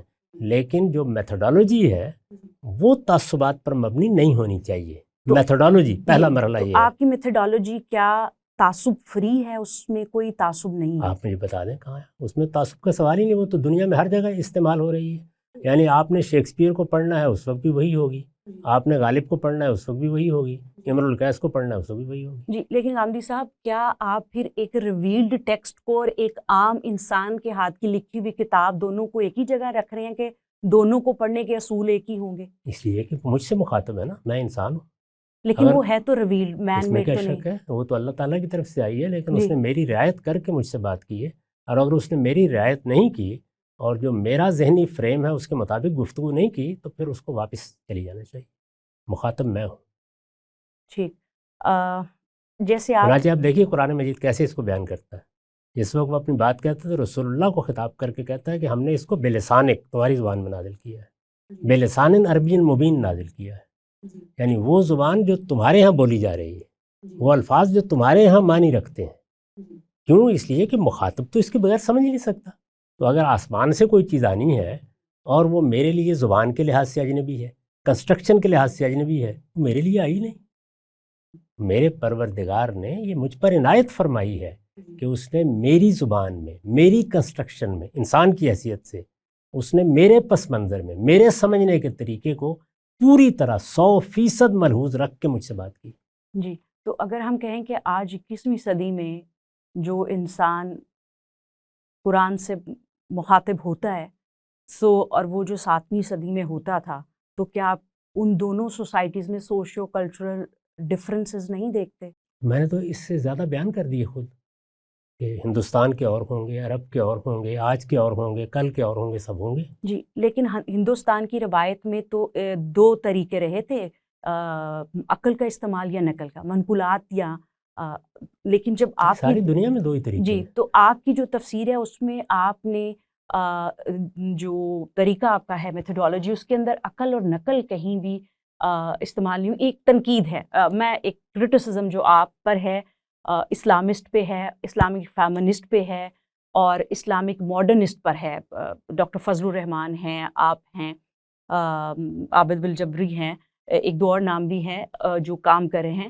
تو ان کے اوپر تنقید یہ ہے کہ جب جو ماڈرنسٹ ہیں ان کے ہاں سینٹرالٹی جو تھی ایپسٹیم کی تھی، ایپسٹیمولوجیکل تھی. جب یہ لوگ اسلامک جو ماڈرنسٹ یا ریفارمسٹ کہلاتے ہیں، ان کے ہاں سینٹرلٹی جو ہے، جو ٹیکسٹ کی ہے، وہ بیس کر رہی ہے ہرمیونیٹکس پہ. اور ہرمیونیٹکس جو ہے وہ نہ عقل پر ہے کھڑی، نہ وہ عقل پر کھڑی ہے، وہ کامن سینس پہ کھڑی ہے. تو یہ عقل کیا ہوتی ہے؟ دیکھیں، عقل تو استعمال، عقلی جو روایت تھی اس کے اندر تو استعمال کیا جاتا تھا. عقلی روایت جو ہے اس پر بعد میں گفتگو کریں گے. عقل تو ایک لفظ ہے نا. جی، عقل جو میں اپنے اندر ایک فہم یا سمجھ کو استعمال کرتی ہوں کسی بھی چیز کو اس کا سمجھنے مطلب کے ہے کہ لیے، ڈاکٹر فضل الرحمان صاحب جو ہے انہوں نے اس عقل کو معطل کر دیا گفتگو کر. وہ روایت کے اندر جو ہے وہ بات کر رہے ہیں تو کہ روایت کے لحاظ سے جی تنقید ہونی جی چاہیے. عقل کا کیا سوال ہوا؟ میں یہی کہہ رہی ہوں کہ اس روایت کے اندر جو 1300-1400 سال والی تھی وہ ایک کنیکشن نظر نہیں آتا. ایک ڈسکنیکٹ ہے کہ 7th سینچری میں ایک ٹیکسٹ آیا اور اب ہم 21st سینچری میں ہرمیونیٹکس کو استعمال کر کے یا نظم القرآن کی میتھڈالوجی سے جو میننگ دے رہے ہیں وہ ٹیکسچول میننگز ہیں. اور اگر ٹیکسٹ نہیں میننگ نکالنے تو پھر ہمیں اورینٹلسٹ کا جو انٹرپریٹیشن آف قرآن سے ایک ورژن آف اسلام سامنے آیا اس کو کیوں نہ مان لیں. یہ دیکھیے، آپ ساری گفتگو نتائج پر کر رہی ہیں. اس کو کیوں نہ مان لیں، اس کو کیوں نہ مان لیں. میں نے یہ عرض کیا کہ یہ ہے میتھڈالوجی جو دنیا بھر میں مسلمہ طور پہ اختیار کی جاتی ہے. جی لیکن یہ تو ماڈرنٹی کے بعد استعمال کی جا رہی ہے. اور اگر پھر میتھڈالوجی مسلمہ بہت طور پر معذرت کے ساتھ پہلے دن جس وقت قرآن کو کسی نے پڑھا ہے یہی میتھڈالوجی استعمال کی ہے. ابن عباس نے یہی کی ہے، مجاہد نے یہی کی ہے، تبری نے یہی کی ہے، ابن کثیر نے یہی کی ہے، ہر ایک نے یہی کی ہے. جی لیکن وہ ایک حد تک اس کو استعمال کرتے تھے. لیکن اس کا جیسے مطلب ہے استعمال کرتے وقت جی کہیں کوئی چیز نظر انداز ہو گئی. ان کو جہاں تک انہوں نے سمجھا کہ انہوں نے استعمال کرنی ہے میننگ ایکسٹریکٹ اس کا کرنے کے مطلب ہے لیے. انسان کی جو کمزوری ہے کہ وہ بعض اوقات اپنے سامنے ایک طریقہ اختیار کرتا ہے. مثال کے طور پر ایک نوجوان کو تربیت دیتے ہیں ہم کہ تم نے کرکٹ ایسے کھیلنی ہے، اس کے طریقے متعین ہیں. اس تربیت میں خامی رہ گئی، سمجھنے والے نے غلط سمجھا، جب عمل کرنے لگا تو اس وقت کمزوری آ گئی. یہ تو فرد کا معاملہ ہوا نا. میتھڈالوجی میں کیا اختلاف ہوا ہے؟ مجھے تو اصرار ہے کہ اس بات میں جس میتھڈالوجی پر اللہ کی کتاب کو سمجھتا ہوں وہ پہلے دن کی میتھڈالوجی، اس میں میں نے کوئی تبدیلی، کوئی ترمیم، کوئی تغیر ہرگز نہیں کی. جی لیکن اب ٹیکسٹ پہلے دن جب قرآن مجید کو صحابہ نے سنا تھا جی تو بالکل اسی طریقے سے سمجھنے کا عمل شروع ہو گیا. جی تو پھر آپ کا اورینٹلسٹ اسلام، اورینٹلسٹ کی جو انٹرپریٹیشن آف اسلام ہے اس کے بارے میں کیا خیال ہے؟ میں اس کو دیکھوں گا اسی طرح، اسی معیار پر پرکھوں گا. لفظ کے معنی بیان کیے ہیں تو اس کو دیکھوں گا، تالیف جملہ بیان کی ہے تو اس کو دیکھوں گا. میں کبھی بھی اس طرح کا کمنٹ نہیں کروں گا کہ یہ اورینٹلسٹ کی ہے اس لیے میں نے اس کو رد کر دیا، یہ فیمنزم کی ہے اس لیے اس کو رد کر دیا. میں تو اپنے اس معیار سے گزاروں گا اور ایک ایک درجے میں اسی معیار پر اس کو پرکھتا جاؤں گا اور پھر بتاؤں گا کہ میں فلاں چیز کو اگر رد کر رہا ہوں تو یہ دلیل ہے اور فلاں کو قبول کر رہا ہوں یہ دلیل ہے. یہی میرے نزدیک تعصبات سے بالا تر ہو کر کسی چیز کو سمجھنے کی میتھڈالوجی ہے. لیکن یہ آپ کے نزدیک ہے نا تعصبات سے بالا ہو کے سمجھنے کی. اس سے پہلے یعنی کہ ماڈرنٹی سے پہلے جو کلونیل ماڈرنٹی ہے اس سے پہلے بھی تو تفاسیر 1300-1400 سال میں ان ہوتی سب رہی کے ہیں. بارے میں یہی سمجھتا ہوں کہ انہوں نے اپنی طرف سے تعصبات سے بالا تر ہو کر سمجھنے کی کوشش کی، اس میں غلطی ہو گئی ہے، مجھ سے بھی ہوگی. یعنی میں نے پوری تفسیر لکھ دی ہے قرآن مجید کی، مجھ سے پہلے میرے جلیل القدر استاد نے لکھی ہے. اس میں تعصبات آ جاتے ہیں، پورا زور لگانے کے باوجود آ جاتے ہیں، اس میں قلت علم داخل ہو جاتی ہے. میں اس کی 10 مثالیں دے سکتا ہوں. تو اس وجہ سے یہ تو میری کمزوری ہوئی، تو مجھے اپنی اس کمزوری کو دور کرنا ہے. اور جو میرا مخاطب ہے وہ فیمنسٹ ہے، وہ کوئی اورینٹلسٹ ہے، وہ اصل میں جب تنقید کرے گا مجھ پر تو میری یہی کمزوری دور کرے گا. اور میں جب تنقید کر رہا ہوں زمخشری پر، رازی پر، ابواللہ مودودی پر، تو اسی چیز کو بنیاد بنا کے کر رہا ہوں کہ دیکھیے یہاں آپ نے یہ بات نظر انداز کی ہے، یہ طریقہ ہے. اس میں کسی کے بارے میں یہ کیوں کہوں کہ فلاں آدمی فیمنسٹ ہے، فلاں آدمی ماڈرنسٹ ہے، فلاں آدمی نے اورینٹلسٹ کی چیز کو قبول کر لیا ہے. میں تو علی الاطلاق نہ کسی چیز کو رد کرتا ہوں نہ قبول کرتا ہوں. میں ایک معیار پر اس کو پرکھوں گا. یوں سمجھیے کہ میرے پاس ایک کسوٹی پڑی ہوئی ہے. آپ آئے ہیں, آپ نے اپنی انگوٹھی دی ہے, میں اس کو جانچوں گا اس میں کتنا سونا ہے. کسی دوسرے نے آ کے اپنا ہار دیا, اس کو جانچوں گا اس میں کتنا سونا ہے. وہ مجھے 2 اور 2 4 کی طرح بتا دے دی کہ اس میں اتنا سونا ہے, اتنا پیتل ہے. اور یہ کہ میں جب زیور بناتا ہوں تو وہ خالص سونا ہوتا ہے, نہیں, میں کوشش کرتا ہوں اس میں بھی پیتل شامل ہو سکتا ہے. تو غامدی صاحب, یہ جو 3 پشتیں پیچھے فرائی اسکول اور پھر امین اصلاحی اور آپ لوگوں نے جو میتھڈالوجی دی ہے اور جسے آپ سمجھتے ہیں کیسے قرآن کے معنی وہ نکل ہم رہے نے ہیں, کوئی میتھڈالوجی نہیں دی. نظم القرآن کے رعایت سے جو آپ اس ہم کو نے جو انٹرپریٹ کر رہے ہیں. میتھڈالوجی ہمیشہ سے تھی اور مانی جا رہی تھی اور مسلمات پر مبنی ہے, اس کو زندہ کیا. ہم نے کوئی نہیں میتھڈالوجی. جی, لیکن آپ اپنے کچھ انٹرویوز میں کہتے ہیں کہ ہم نے یہ معنی دریافت کیے ہیں اور یہ ہماری دریافت ہے کہ ہم نے اس رعایت سے نظم القرآن سے جو معنی پروڈیوس کیے یہ ہیں. تو ہر آدمی کہہ رہا ہے نا, وہ یہ بتا رہا ہے کہ دیکھیے یہ میتھڈالوجی ہے, میں نے اس کو استعمال کر کے یہ نتیجہ نکالا ہے. یہ تو وہ کہے گا. یہ آپ کو بتانا ہے کہ اس نے میتھڈالوجی کہیں غلط تو نہیں استعمال کی, نتیجہ کہیں غلط تو نہیں نکال لیا. یہ عمل ہے جو اصل میں علم کی دنیا میں ہمیشہ ہوتا رہتا ہے. سائنس میں بھی ہو رہا ہے, جغرافی میں بھی ہو رہا ہے. سب لوگ, سائنس کی بھی ایک میتھڈالوجی ہے, وہ کیسے تجربہ کرتی ہے, کیسے مشاہدہ کرتی ہے, وہ طے شدہ ہے. اس سائنٹیفک میتھڈ میں کوئی اختلاف نہیں ہے. اسی طرح انٹرپریٹیشن کے میتھڈ میں کوئی اختلاف نہیں ہے. آپ اس میتھڈ کو کیا نہیں مانتے کہ ہرمیونیٹکس کا بھی جو آپ میتھڈ استعمال کریں وہ ہرمیونیٹکس کا ہی ہے؟ یہی بات یہ ہے کہ یہ آپ اس کے لیے ایک اصطلاح آج استعمال کر لیں, کل استعمال کر لیں, لیکن جو میتھڈالوجی یا منہاج ہے یہ تو دنیا کا قدیم ترین منہاج ہے. جب سے زبان وجود میں آئی ہے وہی استعمال ہو رہا ہے. نام جو جی چاہے دے لیں اس کو. جی, یہ آپ کو مجھے بتانا پڑے گا کہ دیکھیے یہ آیت ہے, اس آیت میں تم نے جس طرح اس کو انٹرپریٹ کیا ہے میں اس پر تنقید کر رہی ہوں. مجھے اس حوالے کی ضرورت ہی نہیں ہے کہ میں فیمنسٹ کے نقطہ نظر سے تنقید کر رہی ہوں, میں اورینٹلسٹ کے نقطہ نظر سے تنقید کر رہا ہوں. آپ جس نقطہ نظر سے چاہے تنقید کریں, میرے سوالات شروع ہو جائیں گے. یہ جو آپ نے لفظ کے معنی بیان کرے ہیں یہ تو نہیں ہوتے, یہ ہوتے ہیں. اچھا, یہ معنی بھی ہوتے ہیں, یہ بھی ہوتے ہیں, لیکن جملے کی تالیف ان میں سے فلاں کو قبول کر رہی ہے, فلاں کو قبول نہیں کر رہی. میں تو اسی طریقے سے اس پر تنقید کرتا چلا جاؤں گا, اور اس تنقید کے دوران میں عین ممکن ہے کہ مجھے یہ معلوم ہو کہ میں نے غلطی کی ہوئی تھی. انہوں نے تو آج میری غلطی کے بارے میں مجھے توجہ دلا دی. یہ سب ہوتا رہتا ہے. تو میرے نزدیک کچھ بھی آبجیکٹیو نہیں ہوتا اس طرح سے جیسے آپ اس کو بیان فرما رہی ہیں. ہر آدمی اپنے فہم کو سامنے رکھ کر ایک معیار کے مطابق, وہ معیار مسلمہ ہونا چاہیے, وہ معیار اسٹیبلش ہونا چاہیے, جیسے سائنٹیفک میتھڈ استعمال کرنا چاہیے.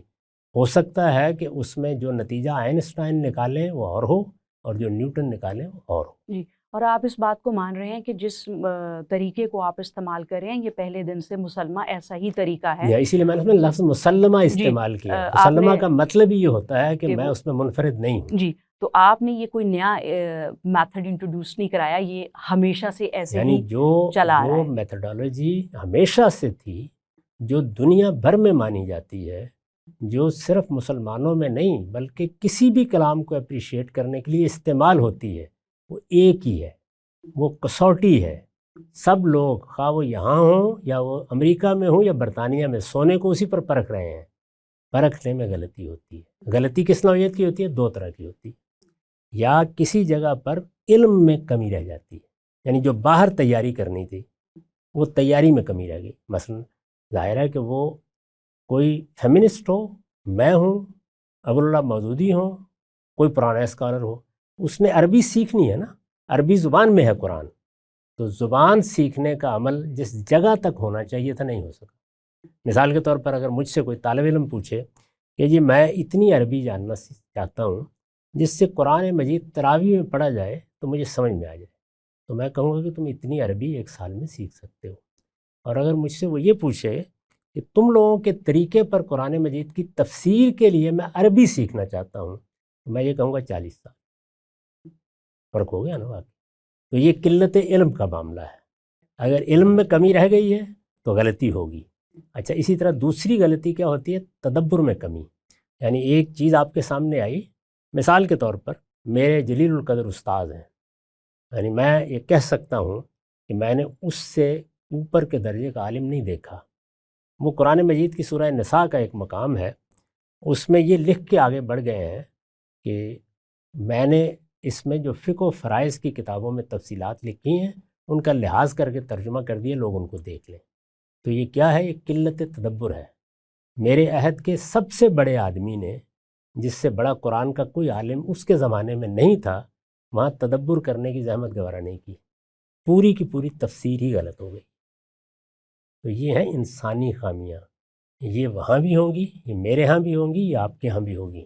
میتھڈالوجی ٹھیک ہونی چاہیے۔ جی، تو حمدی صاحب یہ جو انسانی خامیاں آپ کے اسکول آف تھاٹ نے نکالی، اس سے پہلے جو پوری ہسٹوریکل ڈیولپمنٹ ہوئی ہے اس کے اندر یہ پہلے کبھی نہیں نکلی؟ نہیں، کیوں نہیں نکلی؟ سب نکالتا ہے۔ روایت کو کون ڈیٹیچ کر کے خالصتاً ٹیکسچول انالیسس جو آپ کر رہے ہیں؟ سب ایسے ہی کرتے ہیں۔ آپ امام راضی کی تفسیر اٹھا کے دیکھیے، وہ ایک ایک رائے کو نقل کریں گے، پھر اس کے بعد اس پہ تنقید شروع کر دیں گے، اس میں یہ مسئلہ ہے، اس میں یہ مسئلہ ہے، اس میں یہ مسئلہ ہے۔ یعنی ہم لوگ تو نتیجہ بیان کر کے بنیادی استدلال یا ریزننگ بیان کرتے ہیں، ان کے ہاں تو یہ نہیں ہوتا، وہ پورا پروسیس بیان کرتے ہیں۔ جی، پورا پروسیس بیان کریں گے۔ جی، یہی بات ہے کہ وہاں وہ نقل کی روایت اور وہ پورا پروسیس، روایت والے یہی تو ایک اعتراض اٹھا رہے ہیں کہ وہاں وہ پورا پروسیس موجود ہے، وہ جو گریجول ڈیولپمنٹ ہوئی ہے وہ موجود ہے، لیکن آپ خالی اس ریویلڈ ٹیکسٹ کو آج کی سیٹنگز میں انٹرپریٹ کر رہے ہیں، اور وہ جو پورا ہسٹوریکل پروسیس ہے اس کو بیچ میں شامل نہیں کر رہے۔ ہسٹوریکل پروسیس سے تعلق نہیں تھا۔ یعنی پہلے آپ سمجھیے کہ میں کیا کہہ رہا ہوں۔ میں یہ عرض کر رہا ہوں کہ یہ بات کہ اس سے پہلے لوگ اس میتھڈالوجی کو استعمال نہیں کرتے، میں عرض کر رہا ہوں کر رہے ہیں۔ ان کی کتابیں اٹھا کے دیکھیے، وہ کر رہے ہیں۔ جی، وہ جو کریں۔ اعتراض آپ فرما رہی ہیں، جی، وہ اعتراض اس لیے ہم پر کیا گیا کہ ہم نے اپنی ریزننگ بیان کر دی تھی، اس کے پس منظر میں کیا کام ہے۔ مثلا میں نے آپ کے سامنے آ کے بتا دیا یہ دوا میں نے ایجاد کر لی ہے، اس دعا کے بارے میں جو ضروری لٹریچر تھا وہ آپ کو فراہم کر دیا۔ وہ دعا ایجاد کیسے ہوئی ہے یہ سوال کیا جا رہا تھا، چنانچہ میں نے پھر اعتراضات سیریز میں اس کا جواب دیا ہے۔ پچھلے 5 سال میں ایک ایک مسئلے کو لے کے بتایا ہے، یہ ہے اس کا پس منظر، یہ بات یہاں سے شروع ہوئی ہے، اس کے بارے میں یہ تاریخی حقائق ہیں، یہ ان استدلالات سے گزری ہے، اس میں یہ ریزننگ ڈیولپ ہوئی ہے، میں نے اس کو یہاں سے دیکھا ہے، یہ خدمت بھی انجام دے دی۔ جی بالکل ٹھیک۔ تو اگر ہم اسی چیز کو دیکھیں کہ آپ نے کہا جو اسٹیبلشڈ ٹیکسٹ ریڈنگ اور انٹرپریٹیشن کے رول ہیں وہی سبھی پہ ہوں گے، تو پھر اس وقت تو آف گرامیٹولوجی آنے کے بعد جو ڈیریڈا صاحب کہہ رہے ہیں ڈیکنسٹرکشن، جو ریڈنگ کے نئے اصول اس سے ہیں، تو کیوں نہ پھر جو ریسنٹ ڈیولپمنٹ ہے ٹیکسٹ ریڈنگ کی اس کو اپلائی کر دیا جائے؟ یہ اپلائی کرنے سے پہلے تو اس کو قبول کرنے کا عمل ہوگا نا۔ یعنی کوئی چیز جب نئی آئے گی تو پہلے تو میں اس کا جائزہ لوں گا۔ جو اللہ تعالیٰ نے مجھ کو علم و عقل عطا کیا ہے اس کی روشنی میں پہلے میں دیکھوں گا کہ کیا کوئی نیا اصول قبول کرنے کی ضرورت ہے یا نہیں ہے۔ تو اگر میں قبول کروں گا تو کیوں نہیں میں اس کا اطلاق کروں گا، ضرور کروں گا، لیکن پہلے مجھے آپ اس کا قائل تو کریں۔ بالکل ٹھیک۔ تو میں اس پہ تنقید کر کے آپ کو بتاؤں گا کہ دریدہ کی بنیادی غلطی کیا ہے، پہلے اس غلطی کا آپ دفاع کر لیں، اس کے بعد آپ مجھ سے یہ تقاضا کریں۔ نہیں، میں تو آپ سے معلوم کرنا چاہ رہی تھی کہ پھر جیسے جیسے وقت کے ساتھ نئے اصول آتے جائیں ریڈنگ اور میں نے انٹرپریٹیشن کے، پورا شعبہ بنا رکھا ہے کہ ہر وہ چیز جو نئی آ رہی ہے اور ہر وہ تنقید جو ہم پر ہو رہی ہے اس کا آرکائیو بنایا جائے، اور وہ سب سے پہلے میری نظر سے گزرنی چاہیے، اور پھر اس حلقہ فکر کے ہر شخص کی نظر سے گزرنی چاہیے۔ یہ ہم شب و روز کام کر رہے ہیں۔ جی۔ تو انی صاحب آپ نے جب وہ نقص دیکھے اور پچھلے میتھڈالوجی میں جو انٹرپریٹیشن ہو رہی تھی اور تفسیر تھی، تو آپ نے اجتہاد کرنے کی بجائے جیسے فیمنسٹ نے کیا کہ وہ روایت کے اندر ان کو لگا کہ جو وومن کا پرسپیکٹو ہے اس کے اوپر ایک مسوجنسٹی یا اینڈروسینٹرک انٹرپریٹیشن ہوئی ہے، تو انہوں نے اس کو پکڑ کر کچھ آلٹرنیٹ روایت سے ڈھونڈے، کچھ ہرمینیٹکس کو استعمال کیے۔ تو آپ نے وہ جو روایتی طور پر ہمارے پاس ایک تفسیر آ رہی تھی یا ریلیجن کی ایک سمجھ آ رہی تھی، اس کے اندر ان چیزوں کو پوائنٹ آؤٹ کرنے کی بجائے پورے دین کو ہی پورے قرآن کو ہی ری انٹرپریٹ کر دیا۔ دیکھیے بات یہ کہ میرا موضوع تو کچھ چند مسائل نہیں تھے، آپ سمجھتے تھے کہ سارے کو ہی میرے نزدیک ریکنسٹرکشن کا کام ہر وقت ہوتے رہنا چاہیے۔ یعنی اس میں یہ نہیں ہے کہ میں نے اس سارے کو رد کر دیا ہے، ایسا نہیں ہے۔ یعنی میں نے اس سارے کو دیکھنے کا عمل شروع کیا اور اس کو ری انٹرپریٹ اور کر ظاہر دیا۔ ہے کہ اس میں 10 جگہ پر میں نے اتفاق کیا، بلکہ بیسک سٹرکچر میں اتفاق کیا. میں تو عرض کر رہا ہوں کہ میتھڈالوجی بھی بالکل وہی صحیح ثابت ہوئی، اطلاق کے اصول بھی وہی صحیح ثابت ہوئے. تو اس وجہ سے میں تو اپنے آپ کو آخری درجے کا ٹریڈیشنسٹ کہتا ہوں. میں نے روایت کو محکم پکڑ کر اس کو زندہ کیا ہے. لیکن آپ نے کریٹیکل تھنکنگ کے بارے میں کیوں نہیں سوچا جب آپ کو لگا کہ وہ پچھلی میتھڈالوجی جو استعمال ہو رہی تھی اس میں عقل کی کمی یعنی تدبر کی کمی یا علم کی کمی ہے کہیں، جو دو آپ نے کہا دو کمیوں کی وجہ سے ہوتی ہے، تو آپ نے جہاں وہ دیکھے مسائل تو آپ کو یہ نہیں لگا کہ آپ اس کے اوپر کریٹیکل تھنکنگ کر لیں؟ وہی تو کیا میں نے، یعنی ایک چیز کو دوبارہ پرکھا ہے. آپ ری انٹرپریٹیشن کو اجتہاد کہہ رہے ہیں، ایسے ہی ہے؟ ایسا ہی ہوتا ہے. اجتہاد کیا چیز ہے؟ یعنی اجتہاد ایک اصطلاحی مفہوم رکھتا ہے. تو اصطلاحی مفہوم کے لحاظ سے اجتہاد کے معنی وہ نہیں ہے جس میں آپ اسے استعمال کر رہی ہیں. جی آپ کیسے اسے دیکھ رہے ہیں؟ آپ یعنی ہمارے ہاں اجتہاد ایک اصطلاح ہے، ٹرم ہے. جی اس کا مطلب یہ ہے کہ اللہ کی کتاب قرآن مجید میں، اللہ کے پیغمبر کی سنت میں جو دین ہمیں دیا گیا ہے، جب ہم نے وہ پورا دین لے لیا تو اس پر عمل کرتے وقت حالات کی تبدیلی کی وجہ سے، افراد کی تبدیلی کی وجہ سے کوئی مشکل پیش آ گئی تو اب اجتہاد شروع ہوتا ہے. تو اجتہاد کا کوئی انٹرپریٹیشن سے کوئی تعلق نہیں، یہ اس کا غلط استعمال ہے. وہاں پر آپ فہم کہیے، تبیین کہیے، تفہیم کہیے، شرح کہیے، وضاحت کہیے. اجتہاد تو شروع اس وقت ہونا ہے جس وقت ہم نے اللہ کی کتاب کو بھی سمجھ لیا، ہم نے سنت کو بھی سمجھ لیا، ہم عمل کرنے نکلے. یعنی مثال کے طور پر مجھ پہ یہ بات واضح ہو گئی کہ مجھ پر 5 وقت کی نماز فرض ہے. مجھے معلوم ہوا کہ نماز اس طرح سے پڑھنی ہے. مجھے پتہ چل گیا کہ اس کے اعمال یہ ہیں، اس کے اذکار یہ ہیں. جیسے یہ ساری باتیں مجھے معلوم ہوئی ہیں، اس میں مجھے یہ بتایا گیا کہ تمہیں اس طرح قیام کرنا ہے، ایسے رکوع کرنا ہے، ایسے سجدہ کرنا ہے. میں نے دیکھا تو میرا گھٹنا نہیں اٹھتا. تو اب میں اجتہاد کر رہا ہوں کہ گھٹنا نہ اٹھے تو پھر عمل کیسے کرنا ہے. تو اجتہاد تو شروع یہاں سے ہوتا ہے. تو اس کا فہم سے کیا تعلق ہے؟ جی لیکن آپ نے جیسے کہا کہ آپ ری انٹرپریٹیشن جو آپ نے کی ہے پچھلی جہاں آپ کو مسائل نظر آئے، آپ اس کو آپ نے کہا میں اجتہاد کر رہا ہوں. میں نے نہیں کہا، کبھی نہیں کہا. نہیں ابھی جو آپ گفتگو کر رہے تھے کہ میں نے بالکل ایسی کوئی بات نہیں. جی بالکل ٹھیک. وہ ری انٹرپریٹیشن ہے، ریویو ہے. میں نے تو یہ الفاظ بار بار دہرائے ہیں. جی بالکل کہ یہ آپ ری انٹرپریٹ کر رہے ہیں. اجتہاد نہیں ہوتا. ٹھیک. ریویو، ری انٹرپریٹیشن، ریکنسٹرکشن اجتہاد نہیں ہے، یہ فہم کا عمل ہے، انڈرسٹینڈنگ کا عمل ہے. تو انڈرسٹینڈنگ کے عمل میں مجھے آپ سے اتفاق ہو سکتا ہے، آپ کو مجھ سے اختلاف ہو سکتا ہے. اس اتفاق و اختلاف پر ہم گفتگو کر سکتے ہیں اور اس کے نتیجے میں ایک اور نئی انٹرپریٹیشن وجود میں آ سکتی ہے. اس کے لیے لفظ اجتہاد نہیں بولا جاتا. اجتہاد ہمارے ہاں کی یعنی ہماری روایت کی ایک ٹرم ہے. دیکھیے وہ پیدا ہی یہاں سے ہوئی ہے کہ رسول اللہ صلی اللہ علیہ وسلم ایک گورنر کو، ایک عامل کو بھیج رہے ہیں یمن. اس سے پوچھتے ہیں کہ تمہیں کوئی مسئلہ پیش آئے گا تو کیا کرو گے؟ کہتے ہیں قرآن کو دیکھوں گا. اگر قرآن میں نہ ملے کہتے ہیں میں سنت کو دیکھوں گا. اس کے بعد آپ نے اگلی بات پوچھی ہے اگر دونوں میں نہ ملے. یہ دیکھیے وہی بات جو میں نے کہی کہ قرآن سنت کے معاملے میں تو ہم نے قرآن سنت کو سمجھا، وہاں سمجھنے کا عمل تھا، وہاں ہمیں وہ ہدایت نہیں ملی. یعنی یہ نہیں پتہ چلا کہ گھٹنے میں تکلیف ہو جائے تو نماز کیسے پڑھنی ہے. تو رسول اللہ نے پوچھا ان سے تو انہوں نے کہا اجتہد الرائی. یہ لفظ یہاں سے پیدا ہوا ہے. میں پوری کوشش کر کے اپنی عقل استعمال کروں. اجتہاد اصل میں عقلی امتثال سے شروع ہوتا ہے. جی آخری 2 چیزیں ہیں جو میں آپ سے پوچھنا چاہتی ہوں. ایک تو یہ کہ ڈاکٹر آمنہ ودود جنہوں کی کتاب ہے قرآن اینڈ وومن اور انہوں نے تفسیر کی ہے قرآن کی، وہ کیپ ٹاؤن کے اندر انہوں نے فرائیڈے سرمن دیا. تو اس کے اوپر کچھ لوگوں کے اعتراضات آئے کہ انہوں نے جو دیا 1994 میں، تو وہ فرائیڈے سرمن پہ آئے. اور پھر دوسری بار انہوں نے 2005 میں نیو یارک سٹی میں ایک مکسڈ جینڈر کی اجتماع تھا، اس میں جمعے کی نماز پڑھا دی. تو پہلے خطاب اور پھر جمعے کی نماز. اور ان کا یہ پوائنٹ آف ویو ہے کہ بہت کم صحیح لیکن پریسیڈنٹ موجود ہے کہ خاتون امام ہو سکتی ہے.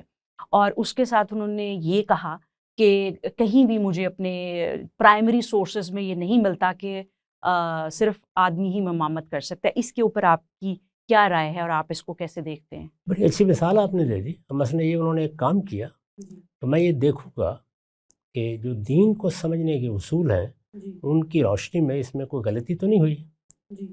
تو پہلی چیز یہ ہے کہ ہمارے ہاں جو روایت قائم کی گئی ہے اس میں قرآن مجید ہے. علم کی روایت کی بات کر رہا ہوں. قرآن مجید میں ایسی کوئی بات نہیں کہی گئی کہ جب تم نماز کے لیے کھڑے ہو تو وہاں مرد کو امام بنانا ضروری ہے. ایسی کوئی بات نہیں ہے. قرآن مجید سے خالی ہے. یہ پہلا مرحلہ ہو گیا. رسالت میں آپ صلی اللہ علیہ وسلم نے جو نماز کی سنت قائم کی اس میں بھی ایسی کوئی بات نہیں کہی گئی. اب میں یہ دیکھوں گا کہ جب قرآن اور سنت میں کوئی چیز نہیں کہی گئی تو کیا قرآن اور سنت میں کوئی ایسا قاعدہ، کوئی ایسا اصول بیان کیا گیا ہے جس کی اس پر زد پڑتی ہو؟ تو میں اس کا جائزہ لیتا ہوں تو وہاں بھی کوئی ایسی بات نہیں ہے. پھر میں دیکھتا ہوں کہ اچھا ہمارے ہاں عمل کیا رہا، میں اس کا جائزہ لوں گا. یعنی اب گویا قرآن سنت اس کو تو میں نے پوری طرح دیکھ لیا پہلے.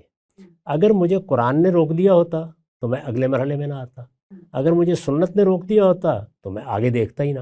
لیکن جب وہاں کوئی چیز مجھے ایسی نہیں ملی تو اب میں اپنی روایت کو دیکھوں گا. تو میں یہ دیکھ رہا ہوں کہ ہمارے ہاں صدیوں سے مرد امامت کراتے رہے ہیں.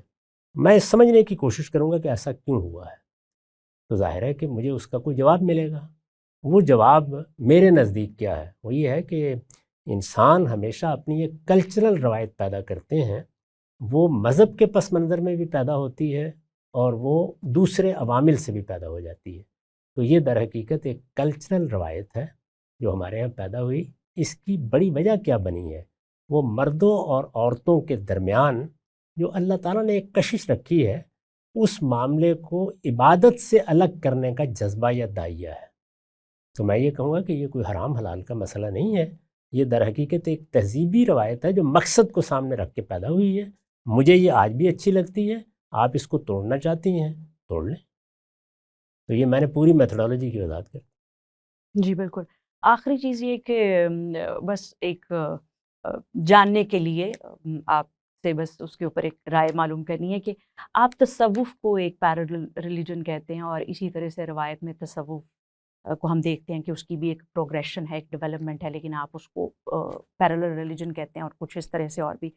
تو کیا اس کی وجہ وہ ریاکشن تو نہیں ہے کہ آپ کے والد صوفی تھے اور آپ پاک پٹن کی جس سراؤنڈنگس میں تھے، اور موجودہ جو ایک شکل ہے تصوف کی جس پہ خود جو داتا صاحب کی بھی، بلکہ آپ دیکھیں کہ وہ کہتے ہیں کہ پہلے تصوف موجود تھا ایک حقیقت کے طور پر، مگر اس کا نام نہیں تھا.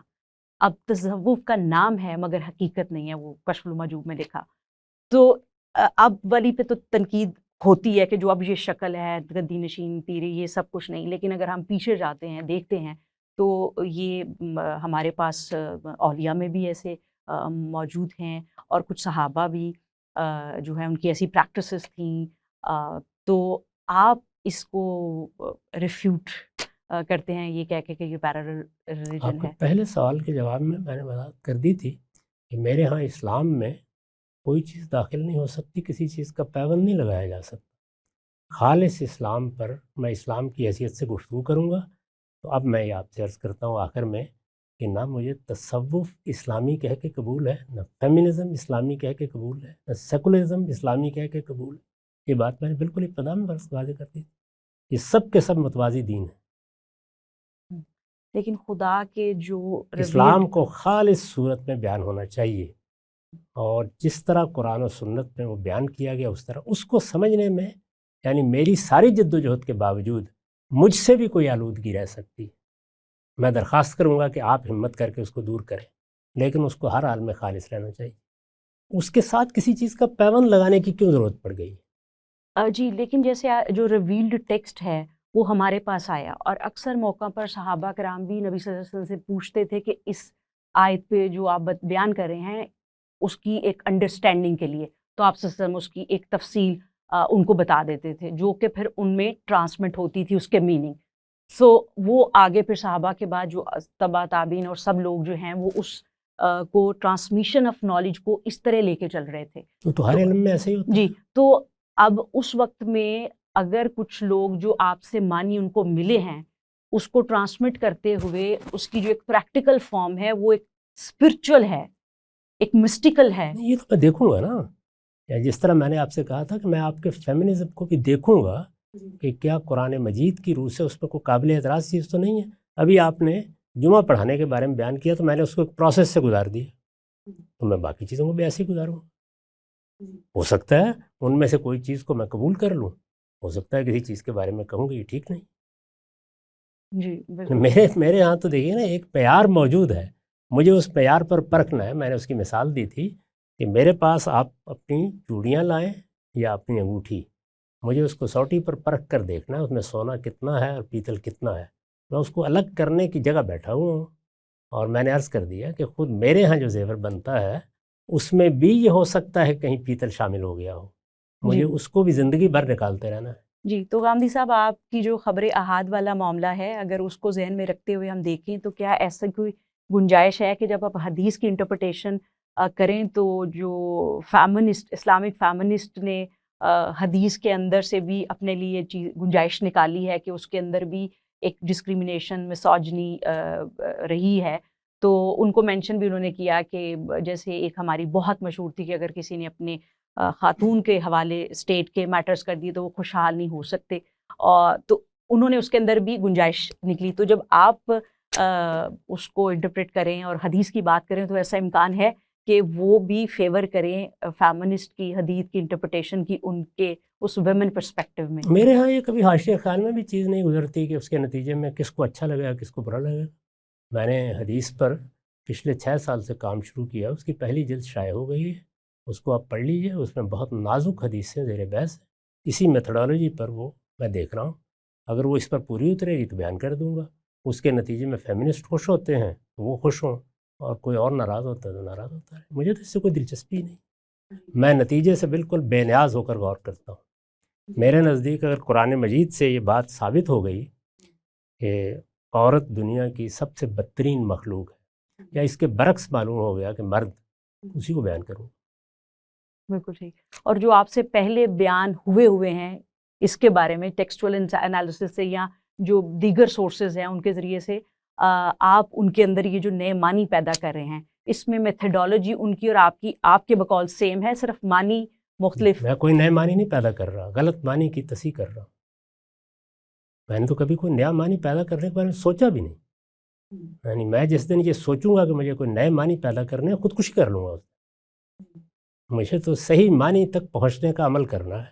میں یہ بتا رہا ہوں کہ یہ غلطی ہوئی ہے فلاں آدمی سے. تو پھر اس کا یہ مطلب ہے کہ 1400 سال جو معنی ہمارے تک آتے رہے مفسرین سے، اس کی جو غلطی تھی وہ آپ نے تصحیح کر دی؟ جہاں جہاں تھی، ایسا نہیں ہے کہ جہاں ہر جگہ غلطی کی ہے. جہاں جہاں ان کی غلطی تھی یہی میرے بعد آنے والے کو میرے ساتھ کرنا ہے، تو آپ نے اس کی تصحیح کر دی ہے. میرے بعد جو آئیں گے ان کو یہی کام میرے ساتھ کرنا ہے. آپ غور فرمائیں، میں نے اپنے جلیل القدر استاد سے 25 سال تک شب و روز بسر کر کے استفادہ کیا ہے. میں نے ان کی بعض بنیادی نتائج جو انہوں نے نکالے ہیں ان سے اختلاف کیا ہے.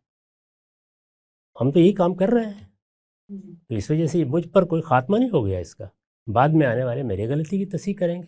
میں تو یہ عرض کر رہا ہوں کہ یہاں کوئی چیز بھی سبجیکٹیو اور اس طرح آبجیکٹیو نہیں ہوتی، بلکہ علم کا سفر جاری رہنا چاہیے اور غلط چیز کی تصحیح ہوتی رہنی چاہیے. یہ تصحیح مجھے بھی کرنی ہے، مجھے پیچھے کی کرنی ہے. آپ میرے بعد آ رہی ہیں، آپ کو میری کرنی ہے. Thank you very much Ghamidi صاحب. آپ نے بہت ہی تفصیل سے اور جامع انداز میں کچھ سوالات اور کچھ جو ایک تجسس تھا چیزوں کے بارے میں اس کو بیان کیا. آپ کا بہت شکریہ.